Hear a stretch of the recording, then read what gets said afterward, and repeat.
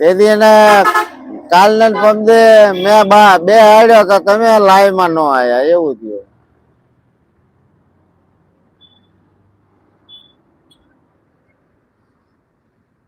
પોઠિયા દાદા નું માથું કેમ નથી? પોઠિયા દાદા નું માથું આપડે ધંધુકાની વાયમાં પડ્યું છે, ભવાની વાયમાં.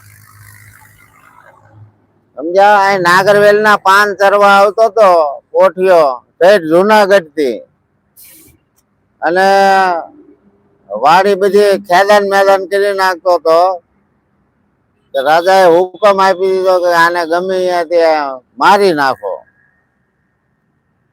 એ પોઠિયા દાદા ને તલવારીથી ધડ થી મસ્તક અલગ કરી નાખ્યું, અને પછી અહીંથી ધંધુકાથી ભાગ્યો પોઠિયો. અને કોટડા ગામ છે, અહીંથી 5-6 કિલોમીટર દૂર છે. અને અહીંયા જઈને એક હરિજન ની દલિત સમાજ ની જાન આવતી હતી. એમાં એને ઢોલ વાગતો હતો એટલે આભડસેટ લાગી રાવળ સાહેબ. એટલે પછી અહીંયા બેસી ગયો અને પથ્થર નો બની ગયો. એટલે આ એમની કહાની છે.